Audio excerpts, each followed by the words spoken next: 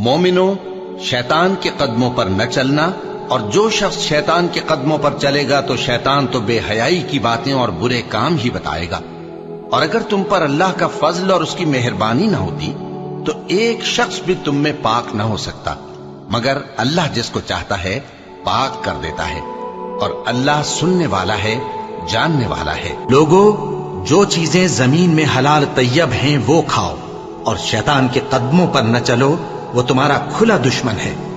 وہ تو تم کو برائی اور بے حیائی ہی کے کام کرنے کو کہتا ہے۔ شیطان تمہیں تنگ دستی کا خوف دلاتا اور بے حیائی کے کام کرنے کو کہتا ہے، اور اللہ تم سے اپنی بخشش اور رحمت کا وعدہ کرتا ہے، اور اللہ کشائش والا ہے، سب کچھ جاننے والا ہے۔ اور وہ کہ جب کوئی کھلا گناہ یا اپنے حق میں کوئی اور برائی کر بیٹھتے ہیں تو اللہ کو یاد کرتے اور اپنے گناہوں کی بخشش مانگتے ہیں، اور اللہ کے سوا گناہ بخش بھی کون سکتا ہے، اور جان بوجھ کر اپنے افعال پر اڑے نہیں رہتے۔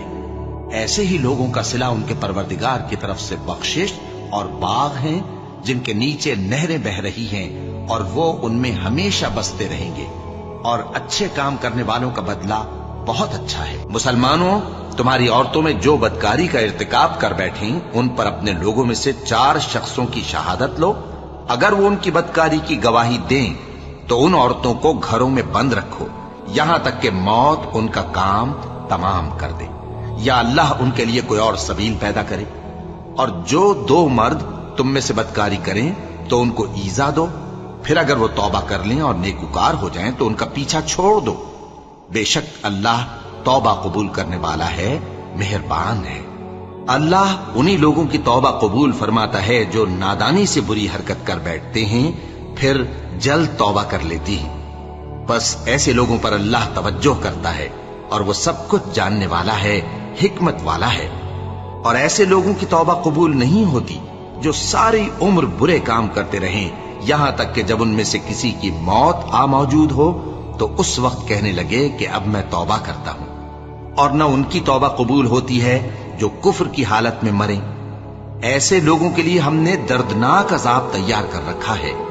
مومنوں، تم کو جائز نہیں کہ زبردستی عورتوں کے وارث بن جاؤ، اور دیکھنا اس نیت سے کہ جو کچھ تم نے ان کو دیا ہے اس میں سے کچھ لے لو، انہیں گھروں میں مت روک رکھنا۔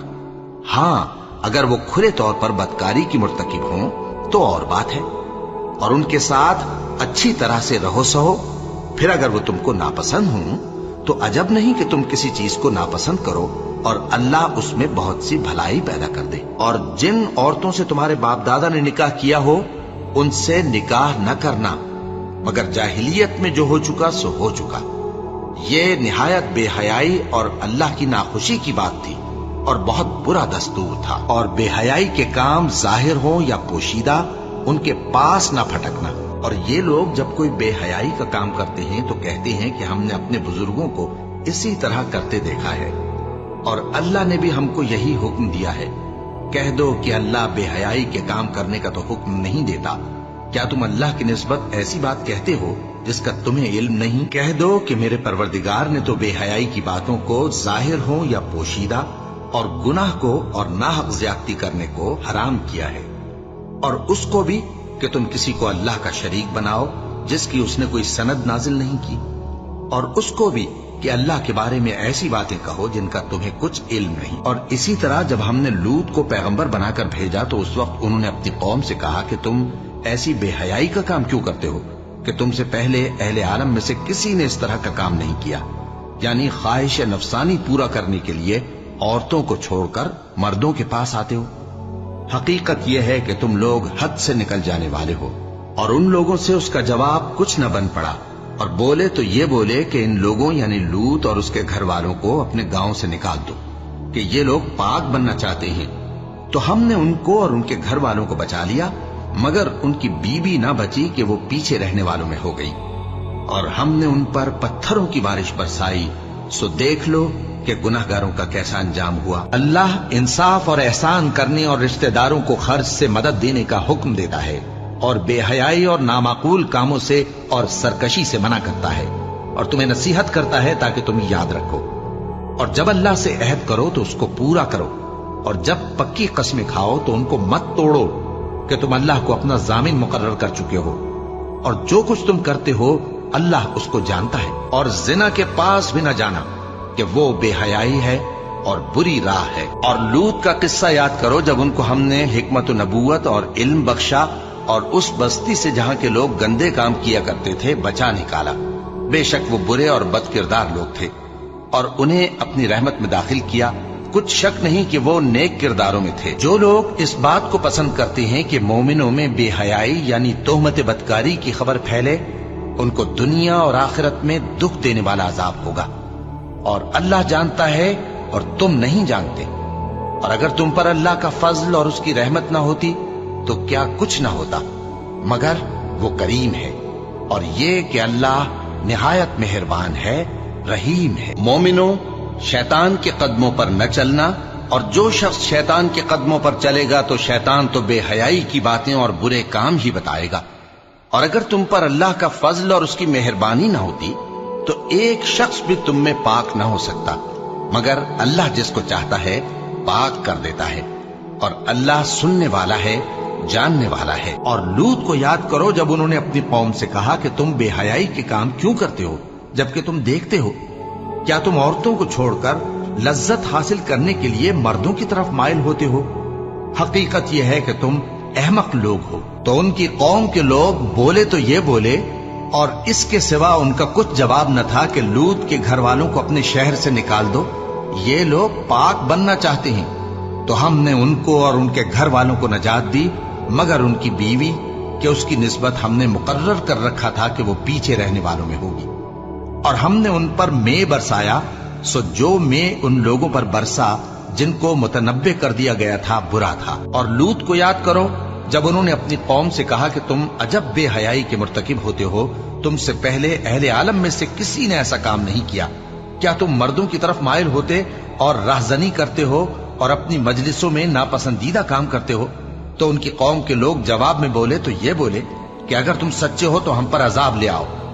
لوط نے کہا کہ اے میرے پروردگار، ان مفسد لوگوں کے مقابلے میں مجھے نصرت عنایت فرما۔ اور جب ہمارے فرشتے ابراہیم کے پاس خوشی کی خبر لے کر آئے تو کہنے لگے کہ ہم اس بستی کے لوگوں کو ہلاک کر دینے والے ہیں کہ یہاں کے رہنے والے نافرمان ہیں۔ ابراہیم نے کہا کہ اس میں تو لوط بھی ہیں۔ وہ کہنے لگے کہ جو لوگ یہاں رہتے ہیں ہمیں سب معلوم ہے، ہم ان کو اور ان کے گھر والوں کو بچا لیں گے بجز ان کی بیوی کے کہ وہ پیچھے رہنے والوں میں ہوگی۔ اور جب ہمارے فرشتے لوط کے پاس آئے تو وہ ان کی وجہ سے ناخوش اور تنگ دل ہوئے۔ فرشتوں نے کہا کچھ خوف نہ کیجیے اور نہ رنج کیجیے، ہم آپ کو اور آپ کے گھر والوں کو بچا لیں گے، مگر آپ کی بیوی کے پیچھے رہنے والوں میں ہوگی۔ ہم اس بستی کے رہنے والوں پر اس سبب سے کہ یہ بد کرداری کرتے رہے ہیں آسمان سے عذاب نازل کرنے والے ہیں، اور ہم نے سمجھنے والے لوگوں کے لیے اس بستی کی ایک کھلی نشانی چھوڑ دی۔ اے نبی، یہ کتاب جو تمہاری طرف وحی کی گئی ہے اس کو پڑھا کرو اور نماز کے پابند رہو۔